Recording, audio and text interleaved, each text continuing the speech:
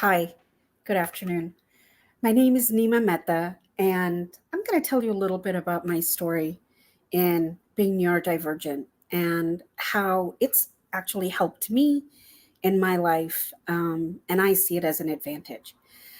So, a little bit about me. I'm from all kinds of different places. My family is from India. I was born in Zambia, tiny little country in the middle of Africa, and spent the first 10 years of my life living between Zambia and India. And that's really where my neurodivergent story starts. Growing up in those cultures in the 70s and early 80s, we didn't talk about being neurodivergent. We didn't talk about being different. And it was really there that I recognized that the way I learned, the way I processed information was really different than everybody else around me. And the only way I could cope is try to figure out how to memorize everything under the sun. So lots of hard work, but it helped me and it let me get through school. And then when we moved to the US, I had to kind of relearn some of that. And it wasn't really until high school that I was finally diagnosed with being dyslexic and having a auditory processing issue. And I'll share a little bit more about how that can sometimes be problematic when you're driving. Um, but my story is also how you can take these abilities and they are really your strengths. Um, One of the things that being dyslexic has really helped me with is being more patient, um, taking time to really learn things deeper, and a lot of patience in listening. Because I know I have to really pay a lot of attention to what people are saying so I don't miss things. So it's a strength for me. And as a global HR leader today, this is how I am helping my teams talk more openly about their neurodivergency and how it's an actual advantage, even in the workplace, especially in the workplace. So, whether you're a student, you're working, you're looking to think about ways how your neurodivergency actually gives you more strength, well, let's talk about that and what that can look like. So, maybe I'll share a couple of stories. I mentioned my dyslexia. And what does that look like? So it can look like number switching, not recognizing numbers. And I deeply apologize to anyone who has ever tried to spell their name to me or give me their phone number. It does not make sense. You got to write it down. So that's something that I really had to struggle with. But early on, it was okay. We were always in class, everything was in front of us, and I could hear and see at the same time what was happening. So that helped me. But today, it's hard for me to do podcasts. I can't hear and make sense at the same time. GPS, I need to see the map and hear the directions at the same time. But this also means I'm paying more attention, I'm planning, I think about these things ahead of time, and I always make sure I have an alternative or another way to solve the problem if I can't get it the first time. So these are different ways I see my strengths coming together. One of the things that I've also recognized, especially since COVID, is so many of us have had to relearn and adapt again to ways of working. And that can be really hard, especially in today's environment where so many things are remote. We may not be able to process information the same way as we do when we're in person. And that can be challenging, whether you're in a school environment, work environment, or just wherever you are in your community. And the thing that has really helped a lot of folks, and as I help leaders and employees in my organization, is to think about how do we create ways of supporting folks who are neurodivergent, who may have different needs in terms of communication, what's the best way of working for them, and how do we really take advantage of every ability that everyone brings to the table. So, here are some things I've learned that have really helped me. One certainly is just being more open to talking about it. This was hard. Um, it's only been recently in the past year or so that I've openly started to talk about my dyslexia, um, the auditory processing, and it was very uncomfortable at first.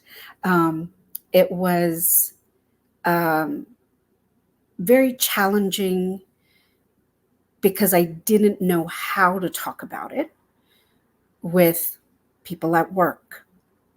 I think a lot of us often have felt growing up that somehow our neurodivergency makes us not as smart or as equally capable of doing work, art, sports, whatever it is, equally as good as those who are not neurodivergent. And it's something that stays with all of us. And while we often find ways of overcoming those challenges, whether it's memorization, printing everything out just in case the GPS doesn't work, we all find ways to cope.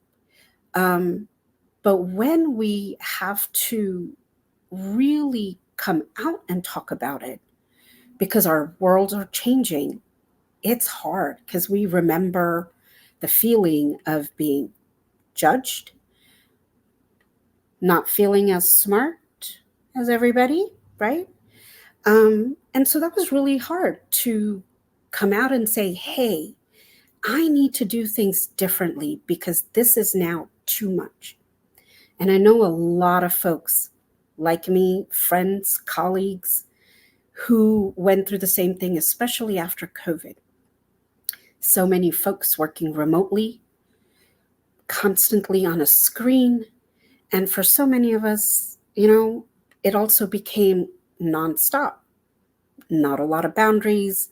When you work with a global organization, sometimes you're starting your calls at 5 a.m. and you're going straight through till the late afternoon, early evening. So, how do you keep all that information? How do you process and still make sense of it, be able to respond, and actually get the work done? And I realized at first I was okay. But as time went on, as COVID kind of kept going, and just the way we were working kept continuing, I recognized I was reaching a capacity. My brain could only process information at this point at a certain pace.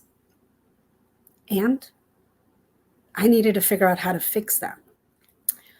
So, talking about how I started to ask for help, because I realized if I didn't ask for help, I was not going to be successful.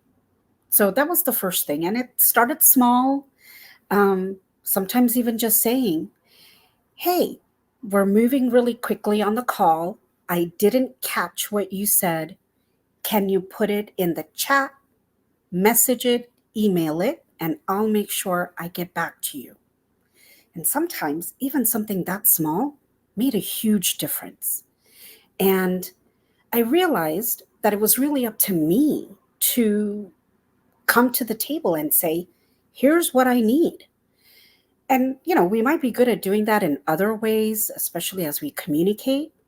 But sometimes when it's really about our abilities, our neurodivergency, we tend to get a little unsure of ourselves, right? Because we're always worried about being judged.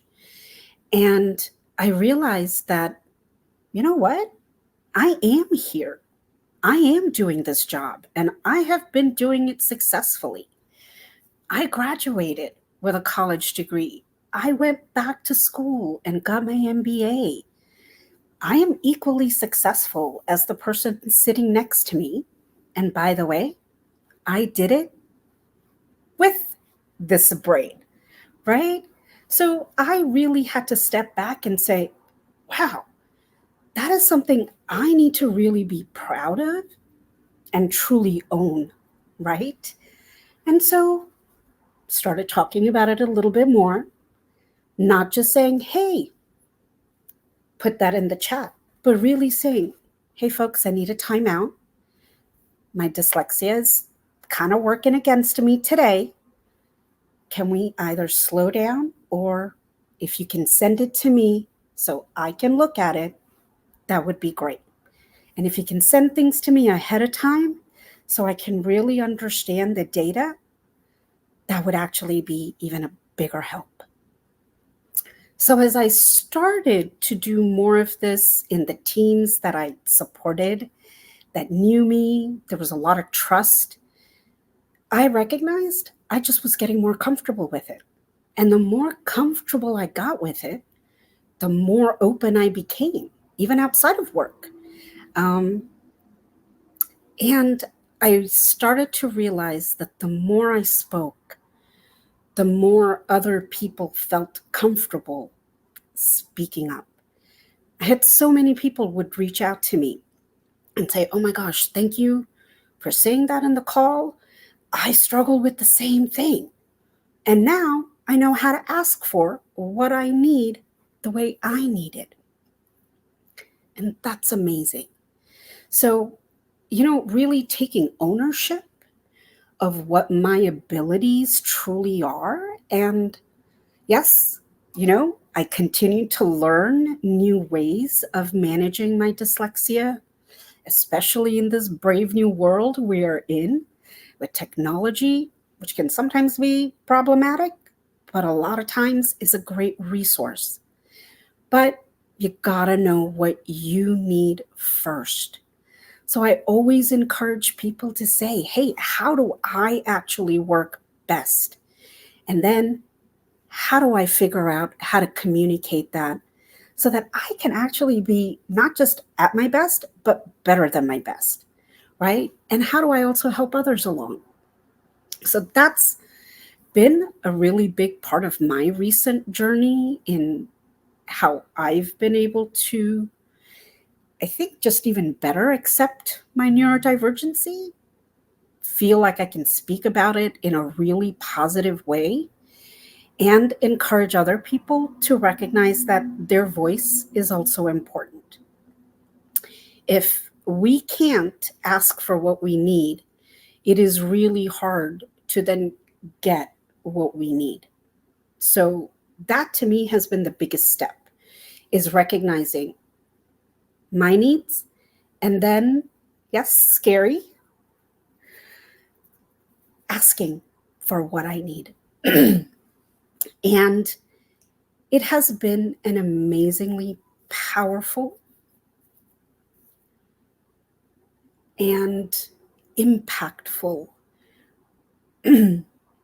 way of communicating for me, because I find that now that I'm much more confident and comfortable in talking about my dyslexia, the auditory processing, I'm actually setting better boundaries, whether it's with work, friends, family, my community. Hey, here's what I need to be successful. So this has also really helped me in so many other ways. I don't think I will truly even realize until much later as I get to look back. So I hope you took away a little something in here for you. I hope you see that our abilities, and they are abilities, there are strengths. And just like somebody else, their strengths are great, and everybody has their areas of weakness that we could always be working on. But don't be afraid to ask for what you need, because that's the only way we can help ourselves and help others along with us. And as you work, as you study, Know that there are so many people just like you in your community, in your workplaces. Could be the person sitting right next to you. And the only way you're going to find out is by talking and sharing. So I hope you will take the time to share your story and how you have found ways to make your abilities your strengths. Thank you, and I hope you enjoyed my story.